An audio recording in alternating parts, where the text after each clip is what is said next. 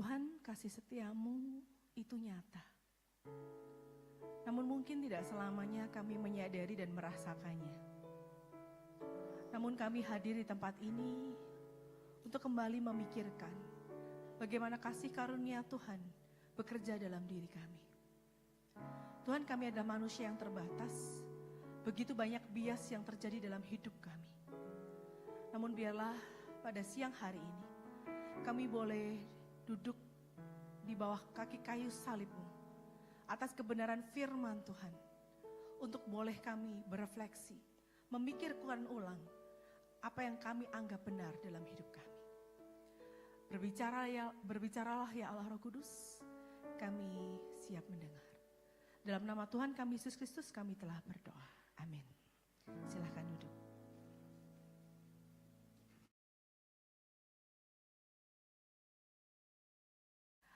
Goodness, ya.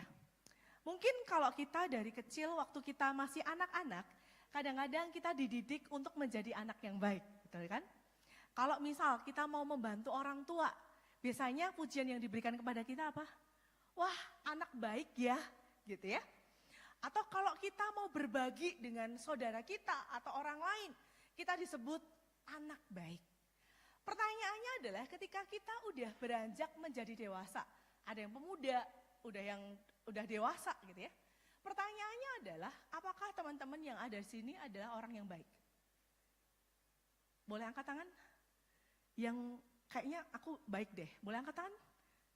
Enggak apa-apa loh. Enggak, angkat tangan nih. Ada? Tidak ada satupun loh yang angkat tangan kalau baik. Wah, penjahat semua enggak ya? Kenapa enggak angkat tangan? Tadi kalau waktu saya di Korem pada angkat tangan loh, baik gitu ya. Hah? Pada dasarnya kebanyakan dari kita suka dibilang baik gitu ya. Di waktu saya muda saya pernah gitu ya, dikenalin sama orang 2 minggu kenalan sama cowok gitu ya. Wah, saya kira wah ini orangnya kayak keren deh gitu ya. Nah di saat itu kemudian saat itu saya bertiga dengan teman saya satu, kemudian kita ngobrol-ngobrol. Nah si cowok ini nanya ke saya gini, Chris, menurutmu aku ini orangnya gimana? Gitu ya. Tapi karena saya baru kenal 2 minggu, pengenalan saya apa yang sebutkan tentang dia, oh karakternya seperti apa, menurutku kamu tuh orangnya gimana? Ya sebatas pengenalan 2 minggu gitu ya. Sehingga kata baik tentang dia itu tidak muncul dalam deskripsi saya. Nah ketika itu kemudian ternyata 2 laki-laki itu ngobrol sendiri tanpa saya. Kemudian si keras saya itu bilang gini sama temen cowoknya, emang ya hanya mantanku yang bilang aku baik, kata gitu. Kenapa? Kemudian si cowok satu bilang, iyalah, dia bilang, hanya mantanku yang bilang aku baik, Kristi aja gak bilang aku baik gitu kan ya. Terus si teman saya yang satu bilang, iyalah lu baru kenal 2 minggu, bagaimana dia bisa bilang kamu baik gitu ya. Tetapi dari situ saya ngeliat ya, oh ternyata memang orang tuh pada dasarnya menjadi baik, mau dari kanak-kanak sampai gede, remaja yang saya kenali hari-hari, suka atau butuh dibilang menjadi pribadi yang baik. Tapi pertanyaannya adalah, coba kita evaluasi diri dulu ya. Menurut teman-teman di sini, apakah Anda baik? Coba dijawab dulu dalam berapa detik. Iya. Kalau sungkan nih, saya balik deh pertanyaannya. Menurut teman-teman, siapa yang ada di sing ini yang Anda kategorikan sebagai orang baik? Yuk, boleh bantu. Di sini siapa yang baik? Yuk. Oh Tuhan, waduh luar biasa, anak hamba Tuhan soalnya salah nanya. Siapa di sini? Mungkin? Oh Ci Imel baik. Oke, ada lain yang baik atau cuma Ci Imel doang, yang lain penjahat? Adakah yang lain? Kok kayak susah banget ya mikir yang baik? Hah? Ini kan komunitas yang udah berjalan lama. Kira-kira siapakah yang baik? Kamu kan juga udah lama ya di sini. Siapakah selain Ci Imel yang baik? Atau hanya Ci Imel?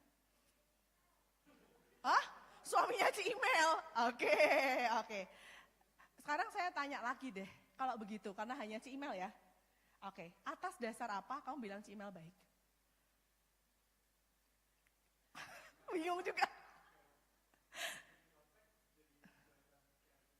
Oh kelihatan, apa yang kelihatan? Apa yang kamu lihat? Care, oke. Jadi kalau care itu baik. Gak ada definisi baik yang lain. Oh oke, gak apa-apa. Nah, tetapi ini pertanyaan yang mungkin memang perlu kita pikirkan. Kadang-kadang kita berasumsi bahwa kita adalah orang baik. Atau kita punya asumsi tertentu bahwa orang si email atau Ko Johan adalah orang baik. Tapi sebenarnya baik itu apa? Gitu ya. Nah, kalau kita melihat dari Galatia 5 ayat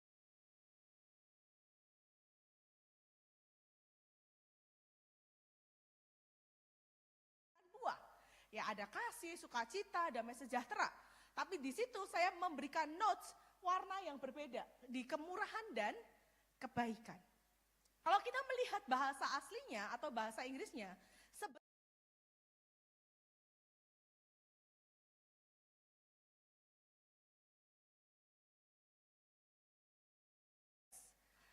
ini adalah khotbah yang mungkin berapa bulan yang lalu Ko Johan sempat khotbahin ya tentang kindness. Kindness sebenarnya bicara masalah bagaimana kita itu secara lembut, merangkul, menyatakan kasih gitu ya. Jadi pertanyaannya adalah apakah aku sudah memperlakukan orang lain dengan lembut?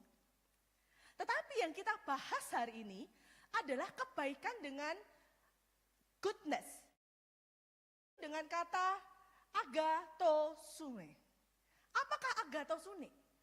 Agathosune adalah kebaikan yang bukan perilaku, tetapi menjadi akar, karakter yang didasarkan kepada kebenaran, keadilan, karakter Allah. Jadi kalau kita bicara Kak, sekedar perilakunya baik loh. Tetapi apakah perilaku baik itu didasarkan pada fondasi kebenaran atau ketidakadilan? Nah, kalau kita lihat hari ini saya akan mencoba membahas dari Lukas pasalnya yang ke-10. Mungkin teman-teman sudah familiar ya dengan cerita orang Samaria yang baik hati, gitu ya. Nah, di situ orang Samaria yang baik hati ini diceritakan dalam konteks Yesus ditemui oleh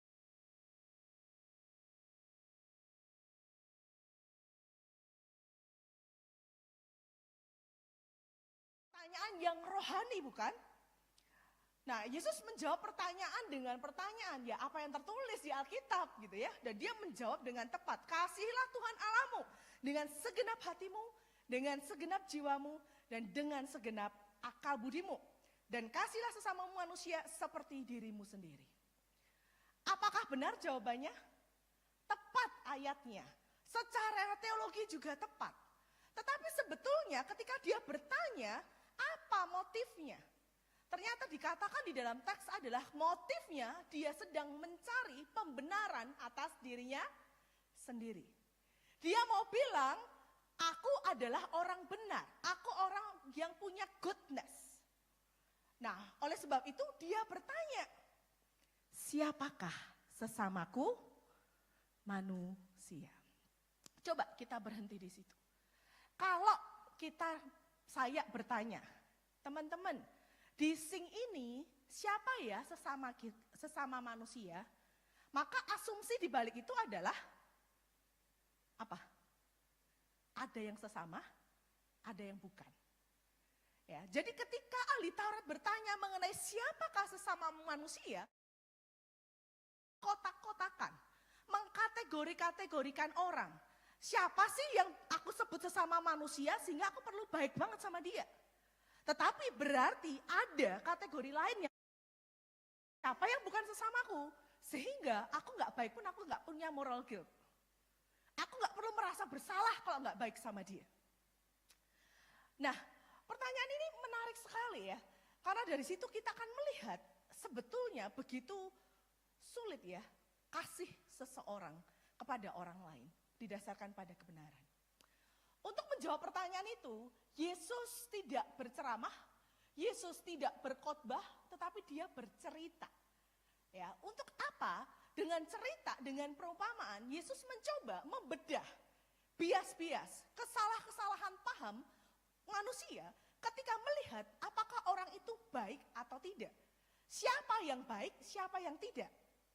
Nah, Dari cerita Yesus kita tahu ada 3 tokoh besar. Ya, untuk menanggapi ada orang yang terluka ketika jalan dari Yerusalem menuju Yeriko, itu adalah jalan yang memang sarang penyamun. Penyamun itu apa? Kalau zaman sekarang begal gitu ya. Kalau sekarang kan begal ya, wah hati-hati di jalan raya sekarang ada begal. Itu kan artinya mirip jalanan itu, di mana sewaktu-waktu kamu bisa dirampas, dipukul, dianiaya, diambil hartanya. Ya, itu yang terjadi, ada begal di jalan Yeriko tersebut. Nah, ada orang yang terluka, tidak berdaya.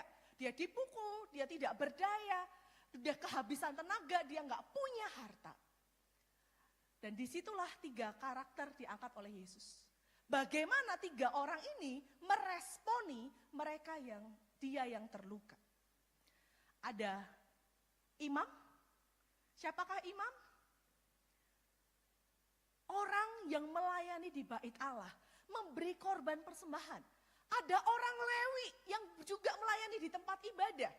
2 tokoh ini adalah tokoh yang dipandang punya strata sosial yang sangat tinggi pada masyarakat saat itu. Ya. Dan tokoh yang ketiga ini yang beda banget, gak ada hubungannya. Kalau yang terladi, yang 2 imam dan orang Lewi itu adalah orang agamawi banget, punya strata tokoh agama yang dipandang masyarakat. Sementara orang ketiga adalah orang Samaria, yang dianggap yang tadinya saudara udah bukan saudara lagi. Orang pinggiran, orang yang gak setia sama Tuhan, tidak lagi asli keyahudiannya. Ya. Nah, apa yang sebetulnya Tuhan Yesus mau coba kupas gitu ya. Nah, dari cerita ini kalau saya bertanya dari 3 tokoh tadi, sebetulnya orang baiknya siapa? Siapa orang baiknya? Kalau kita yang sekarang udah baca Alkitab, pernah sekolah minggu akan jawab orang Samaria. Tapi kita coba pakai kacamata orang yang ada pada masa itu. Kita pakai kacamata si ahli Taurat. Dari kacamata mereka, orang zaman itu dan para tokoh agama di saat itu, yang baik adalah ya tokoh-tokoh agama itu. Karena apa? Karena mereka adalah orang yang membaca Alkitab, menggali Alkitab, bisa mengajar, bisa menasehati, dia mendapat jabatan. Sehingga dialah yang layak dianggap punya goodness. Dialah yang dianggap benar. Dialah yang dianggap baik. Tetapi saya mencoba untuk melihat ya, dari kacamata Miranda Fricker, ya, dari sebuah buku yang akhir-akhir ini saya baru baca mengenai epistemic injustice. Justru goodness, lawan daripada goodness adalah injustice, ketidakadilan.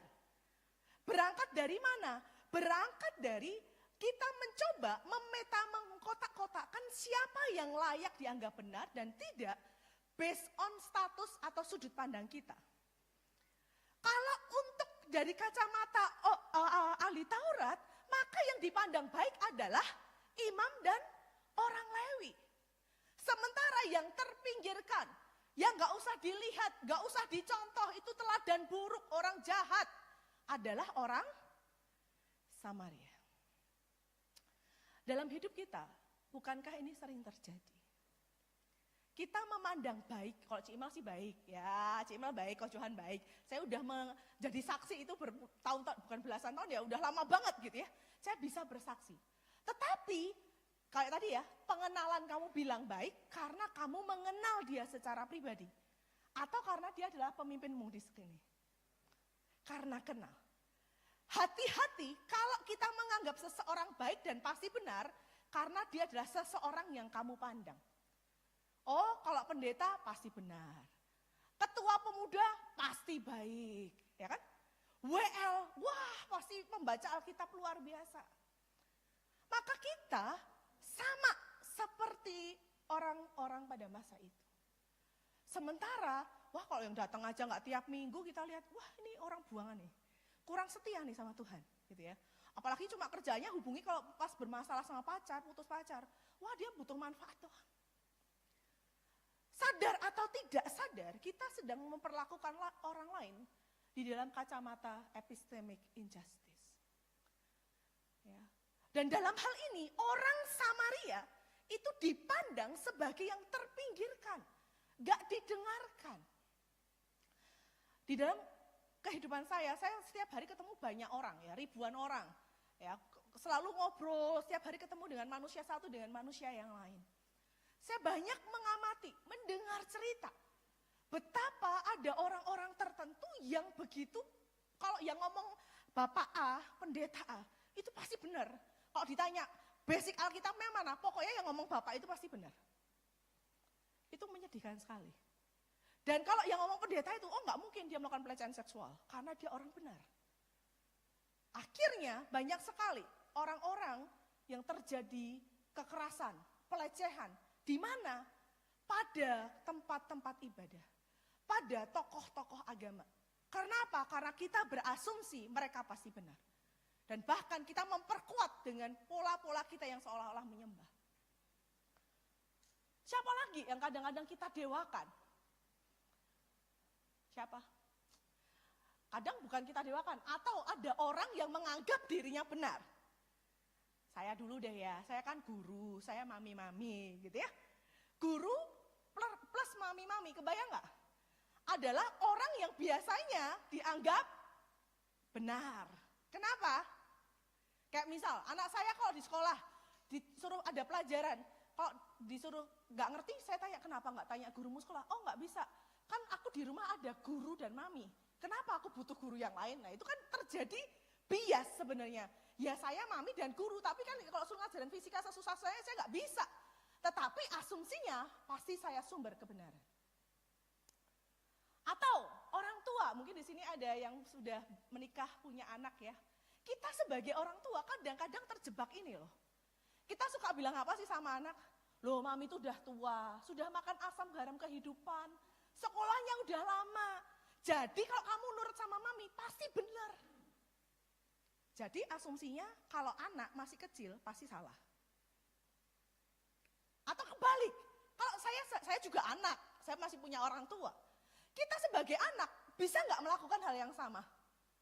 Sangat bisa. Sebagai anak, kadang kita berpikir, loh aku ini muda, up to date, informasi terbaru aku tahu. Jadi aku pasti lebih benar dan lebih tahu. Kan orang tuaku lebih jadul, pengetahuannya pengetahuan lama. Akhirnya siapa yang dianggap benar, masing-masing menganggap dirinya paling benar, sehingga konflik dan luka itu semakin besar. Tapi kalau kita lihat, sekarang kita lihat dari kacamata si orang yang terluka. Si orang yang terluka sendiri mengalami injustice juga. Kenapa? Coba bayangin dia pulang mungkin ya dari Yerusalem mau ke Yeriko. Berharap aman sampai rumah ketemu keluarga. Oke? Ternyata dia mendapat injustice yang pertama, yaitu apa? Dibegal tadi. Dirampok, dipukul. Terluka nggak dia? Terluka. Kenapa? Dia mengalami sesuatu yang dia sebagai manusia nggak layak terima. Tetapi problemnya, dia terluka dua kali. Yang pertama, dia terluka oleh si penyamun. Yang kedua, terluka oleh imam dan orang Lewi. Ketika imam dan orang Lewi lihat, mereka menghindar, menjauh. Dia yang udah luka, nggak bisa ngapa-ngapain. Kok dia punya suara, dia akan teriak, tolong, tolong. Tapi orang yang udah terlalu terluka, udah gak bisa teriak. Suaranya udah gak bisa terdengar. Dia terbungkam, tapi dia terluka. Makanya di gereja, kalau masih ada yang ngecat, mau curhat gitu ya. Teriak-teriak, tolong aku, masih bagus. Tetapi seberapa dari kita yang sebetulnya diam-diam terluka dan tidak pernah berteriak. Dan diam-diam sudah menyerah dan berkata, emang gak ada orang yang peduli kok. Kadang-kadang kita jadi orang yang terluka aja susah.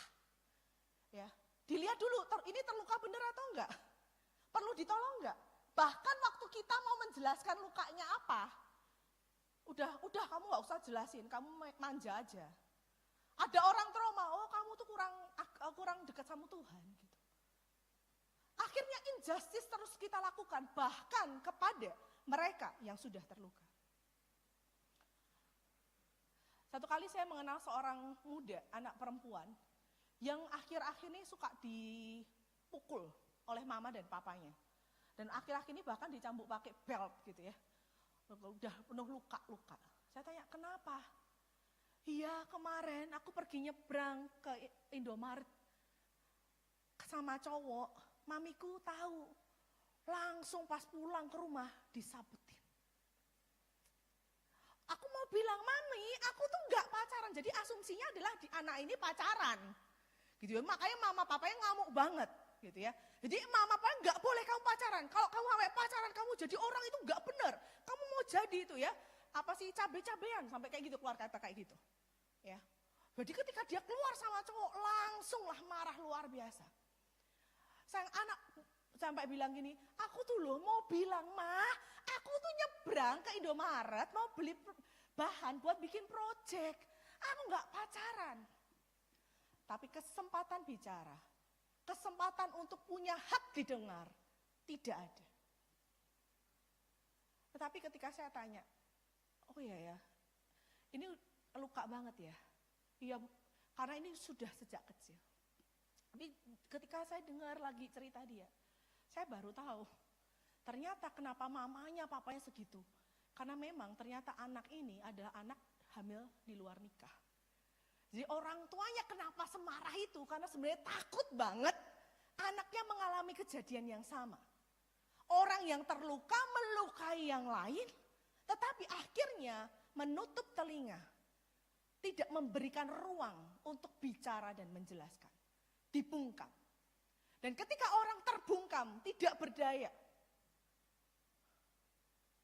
Itu momen hit yang kedua dari orang yang terluka di jalanan. Pukulan kedua. Waktu imam lewat, orang lewat, dia pasti punya harapan. Wah, ini ada imam, orang Lewi kelihatan dari bajunya. Dia sudah berpikir, aku akan ditolong. Ini orang benar, orang baik. Tetapi dia yang diandalkan, dia yang dianggap benar, tidak peduli. Melewati. Itu pukulan yang lebih sakit daripada pukulan para penyamun. Apa masalahnya? Bukankah imam dan orang Lewi itu melihat ada yang terluka? Lihat loh, tahu. Problemnya adalah imam dan orang Lewi melihat, oh ya ada orang terluka. Tetapi muncul asumsi-asumsi bias-bias yang lain. Ada orang luka, oh ya biasa, emang biasanya ada kok. Orang terluka, wah ngerepotin ini. Atau mungkin berpikir, oh ini ancaman. Sehingga meskipun secara mata fisik bisa melihat bahwa ada orang butuh pertolongan, itu tidak menggerakkan hati mereka. Mereka miss the point. Mereka tidak melihat bahwa yang terluka adalah manusia. Tidak terpikirkan dalam pikiran mereka, ini adalah manusia yang dikasihi Tuhan. Milik yang berharga punya Tuhan. Yang dia lihat ini sumber masalah. Bukankah ini juga sering terjadi pada diri kita? Atau mungkin saya? Yang kadang-kadang kalau lihat ada orang, misal maminya atau anaknya ngyeping cerewet, kita lihatnya apa? Apa yang kita lihat? Rewel banget sih, ngomel terus. Sulit buat kita untuk lihat, iya dia ngyeping, ngomel. Karena sebetulnya mungkin ada kebutuhan dia nggak terpenuhi.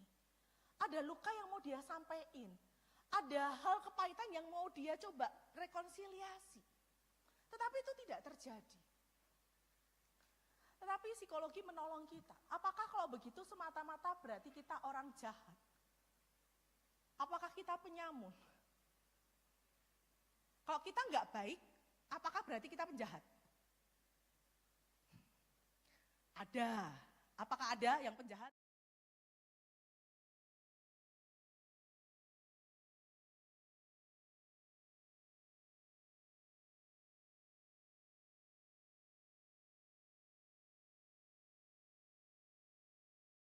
Ya enggak? Udah capek. Udah capek, udah luka, kok masalah ada terus gitu ya. Di hari Jumat kemarin tiba-tiba suami saya harus pergi ke Pekanbaru, kota asalnya. Ya. Kenapa? Jadi suami saya itu 5 bersaudara. Anak pertama, kedua itu perempuan, sudah meninggal semua. Tinggal 3 anak laki-laki. Ya. Anak ketiga yang disebutnya ya panggilnya abang gitu ya, nomor 3 itu abangnya di sana. Ya. Anak nomor 4 suami saya. Anak nomor 5 ada di sana, tapi ada masalah psikologis ya, sehingga tidak terlalu bisa diandalkan. Jadi yang bisa diandalkan tinggal 2 laki-laki ini, yang di Pekanbaru dan yang di sini. Nah, si abang ini sebenarnya punya istri ya. Dia udah menikah selama ini. Mama mertua ini kan ada cancer dan sebagainya gitu ya. Yang ngerawat siapa? Si istri gitu ya. Ke BPJS-nya, nganterin, nyuntikin dan sebagainya. Kok barusan si istri dipindah ke Padang 2 tahun. Jadi tinggallah si mama dengan si anak laki-laki ini. Gitu. Tapi namanya interaksi ibu dan anak, ibu dengan anak laki-laki kadang gak semudah itu. Setiap kita kan punya kesulitannya masing-masing gitu ya. Si anak mungkin juga capek loh ngurusi mamanya. Kenapa? Ya mamanya direbusin telur, gak mau telur, beli padang, tiba-tiba padahal udah cancer gitu ya. Ada cancer, ada gula gitu ya. Terus direbusin ubi, tales, gak mau, tiba-tiba makan jenang yang ada gula merah. Jadi kan jengkel, mau diatur gak gitu ya, gak boleh pergi, tiba-tiba pergi.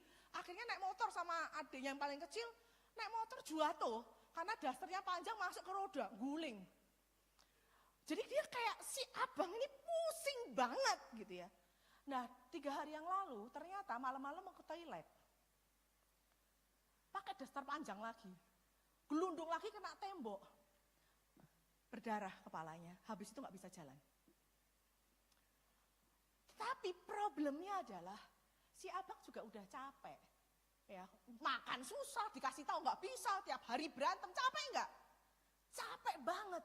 Sampai suruh nganterin ke dokter nggak mau. Nggak, aku nggak mau ke dokter. Paling kamu juga cuma manja, paling mama tuh bohong-bohong aja katanya. Tapi bener, sampai berapa hari tetap nggak bisa jalan, darah masih keluar karena dia ada diabetes. Sampai dia bilang, udah kamu bawa aja, aku nggak mau ngurus gitu ya. Waktu saya dengar itu saya kayak nangis banget, kayak gak tega ya, karena mertua saya tuh jarang mau ke rumah sakit. Jadi kok sampai dia minta ke rumah sakit, artinya sakit banget. Saya kayak nangis, saya marah banget sama saudara yang di sana, kayak lu gimana sih, orang tua kenapa gak coba rumah sakit, saya kayak udah ngomel-ngomel gak jelas. Tapi akhirnya suami saya langsung pergi ke sana, izin gitu ya. Untuk apa? Ngurus bawa ke dokter, ngurus BPJS. Sampai di sana, karena abangnya ngerasa kayak, gue kerja, ngapain gue ke rumah sakit, buang-buang waktu gak dapet duit gitu kan. Tetapi ternyata ketika suami saya ada di sana, dia jemput suami saya, dia ngantar rumah sakit. Tetapi selama ini kenapa dibiarkan begitu saja? Seolah-olah gak peduli. Karena mungkin kita bukan orang yang jahat, atau orang itu bukan orang jahat. Tapi kita udah capek sama hidup kita. Masalah ada terus, siapa yang gak capek? Atau mungkin kita punya gap empati. Apa yang dia alami, gak pernah dialami. Gak pernah pacaran dengerin orang putus mau mati gitu. Kita kayak, ngapain? Lu cari aja cewek atau cowok lain. Susah buat kita peduli. Atau memang kita sudah punya moral disengagement. Kita ngerasa itu bukan urusanku lah. Atau bisa jadi kita sudah punya bias. Kalau aku bermasalah, aku luka, orang harus perhatian, harus nanyain. Kalau orang gak nanyain namanya egois, gak baik dia. Tapi begitu situasi dibalik, orang lain yang biasanya nanyain dia terluka, dia gak nanya. Ya kan itu bukan urusanku. Susah sekali kita sebagai manusia. Nah, di dalam khotbah ini saya tidak berusaha untuk bilang, kalau gitu lakukan segala cara, habisin hartamu, pakai semua waktumu, energimu untuk ngurusin orang. Bukan itu. Tetapi hati-hati dengan apa yang menjadi lawan daripada kepedulian dan kasih. Yaitu adalah apathy. Kalau kita apatis, kita kan bilang apa? Aku gak peduli. Tetapi kita tetaplah manusia, betul? Kita punya waktu terbatas, energi terbatas, kekuatan terbatas, kapasitas uang juga terbatas. Maka kita perlu sadar, aku bukan gak peduli, aku peduli. Tapi aku tetap bukan Tuhan yang bisa menyelesaikan masalah. Kita tidak apati, ya. Kalau orang apati ya urusanmu lah, kamu terluka, kamu perlu dimaafin, kepahitan urusanmu. Tetapi ketika kita bikin boundaries, apakah kita harus selalu dan bisa ada untuk orang lain? Gak bisa sih. Kita bukan Tuhan. Boleh nggak kadang-kadang kita misalnya ya, saya suka banget di telepon tuh, misal jam 1, jam 2 malam. Boleh nggak kalau kita angkat, kita cuma ngomong, iya kamu kenapa? Oke, dengerin sebentar, terus bilang, oke besok ya kita ngobrol lagi. Boleh nggak? Atau itu jahat? Boleh. Dulu sebelum saya banyak belajar, saya tipe orang yang nggak tahu limit. Kapanpun disuruh datang saya. Ditelepon kapanpun, meskipun kerjaan sebenarnya apa saya taruh. Habis itu saya mau mati sendiri kayak gimana nyelesainnya. Tetapi ketika saya belajar, kadang-kadang ketika ada yang bilang, Bu mau ngobrol. Kak, Ci mau ngobrol dong. Saya bilang, oke, aku mau siap dengerin. Tapi sorry banget aku hari ini nggak bisa. Boleh nggak? Besok kita ketemu. Itu boundaries. Bukan jadi tidak menganggap dia penting, bukan.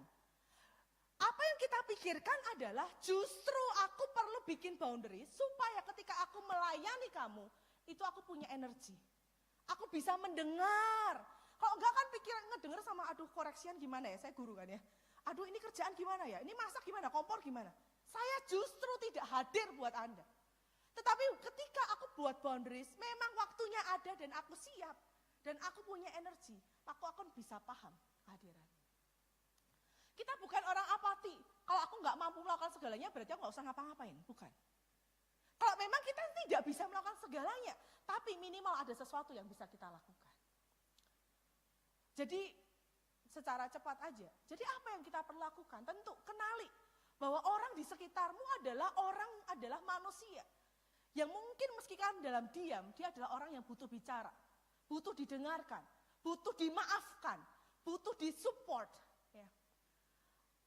Arahkan hati supaya kita itu dipenuhi dengan cinta dan belas kasihan. Kita juga perlu untuk menyeberangi jarak. Kalau tahu di sini ada yang baru diem nunduk, jangan dikasih tahu. Yuk kita ke toilet aja. Itu ada yang nangis. Itu orang cengeng, nggak usah dideketi. Enggak, kita hadir, datangin. Kenapa? Atau sebatas teks aja. Aku lihat hari ini kok kamu kayaknya raut wajahnya nggak kayak biasa.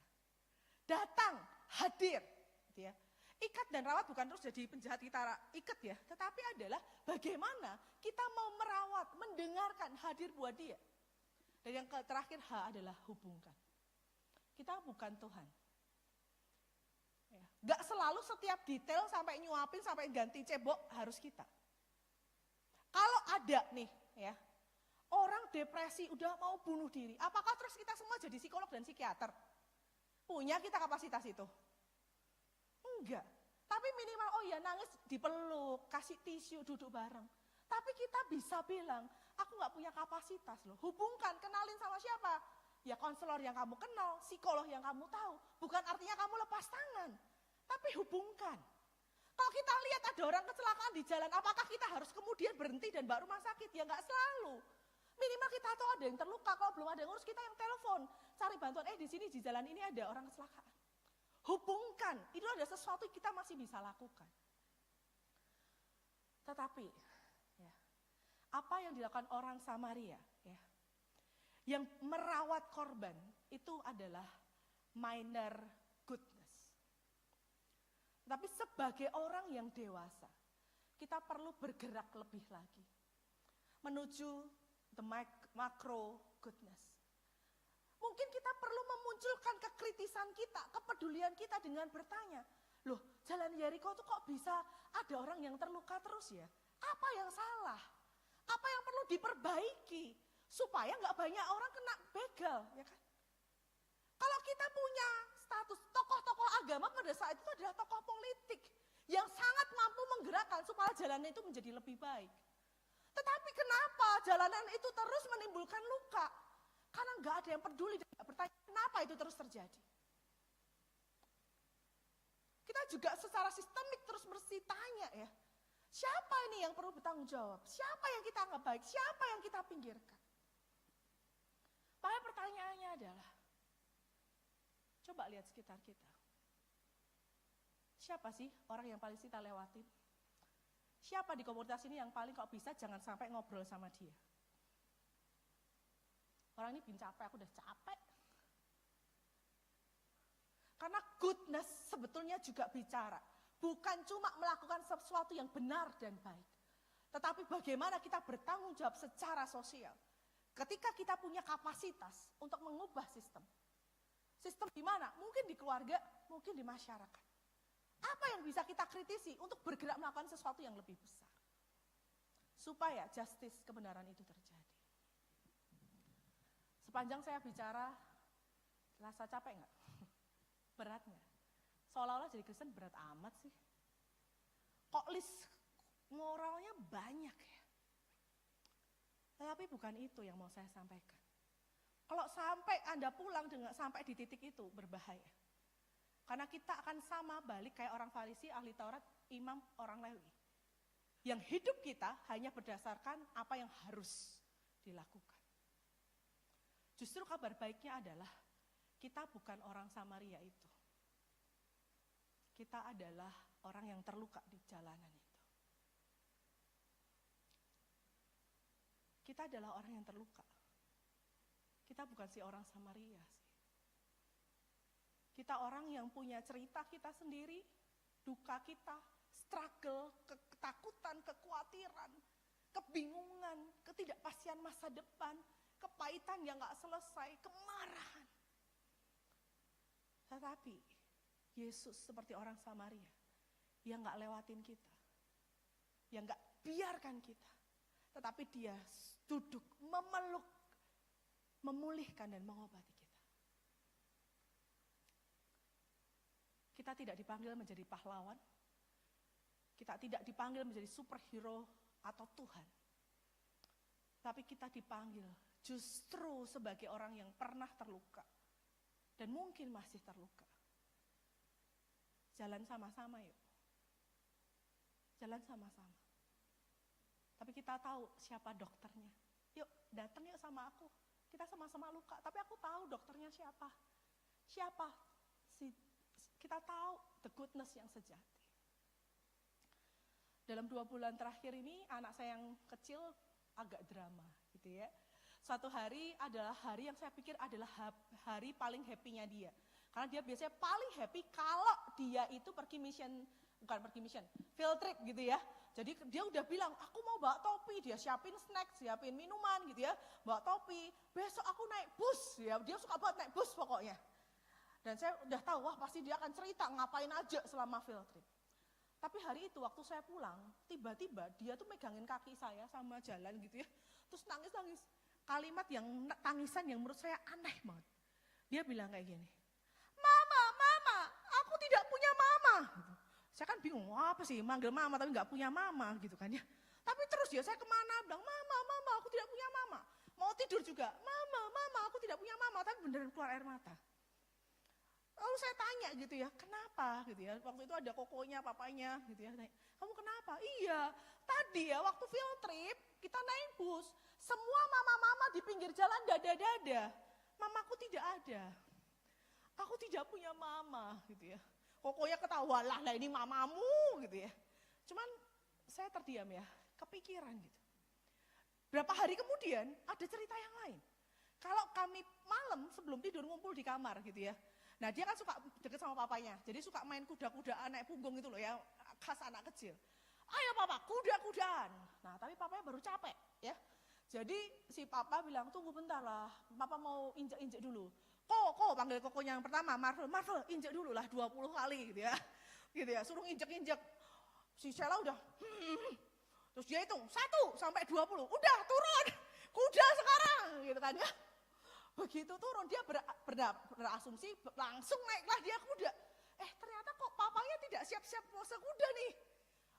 Malah si papanya berdiri peluk si kokonya. Cium papanya cium kokonya bilang, terima kasih ya kok kamu mau injek-injek papa. Marcella melihat pemandangan itu.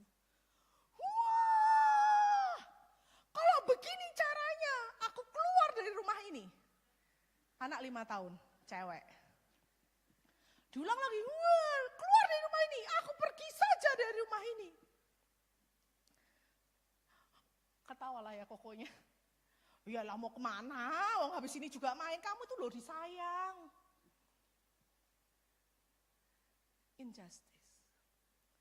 Berpikir orang tua selalu benar, orang tua yang sudah melakukan hal yang baik, sudah berkorban, gak mungkin melukai anak. Kalau anak sampai nangis berarti yang dia gak paham, lu yang terlalu cengeng. Tapi di momen itu saya belajar. Saya ingat ya, waktu kecil kayaknya pernah kayak gitu. Waktu kecil saya pernah sih, mau kayak gitu, nangis mau kabur dari rumah. Saya udah mikir, mau bikin tenda pinggir jalan terus jualan es lilin di Solo gitu.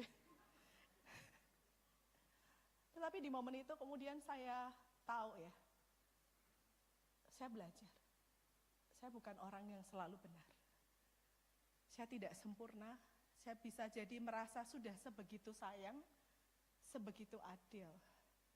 Tapi mungkin sebetulnya ada banyak bagian dia juga terluka. Sehingga saya memilih untuk memeluk, dia bilang, maaf ya Sheila, mama gak bisa dada-dada. Maaf ya Sheila, membuat Sheila kadang-kadang merasa gak disayang. Kenapa? Karena saya orang yang pernah terluka dan mungkin masih ada sisa luka itu. Sehingga secara tidak sempurna mengasihi keluarga saya. Di momen saya berusaha, setelah momen itu saya berusaha untuk pulang on time, banyak main, banyak ngobrol sama dia. Sampai kemudian dia juga belajar. Akhirnya apa? Dia kalau pagi sekarang, bangun pagi-pagi. Ya, saya bangun biasanya sangat pagi, tapi saya berangkat ke sekolah itu biasanya 5.30, 5.40, dia pasti sudah bangun jam 5. Bangun dan lari ke bawah, mama. Karena dia apa? Aku mau lihat mama pergi. Dan satu kali dia bilang kayak gini, jadi waktu itu terus nganter saya, bahkan saya mau pergi retret, dia harus nganterin ke sekolah, bangun pagi banget untuk lihat saya naik bus. Terus dia bilang kayak gini, mama, terima kasih ya udah sayang Lala. Kalau mama gak bisa dada-dada Lala, biar Lala yang dada-dada mama. Mari kita berdoa.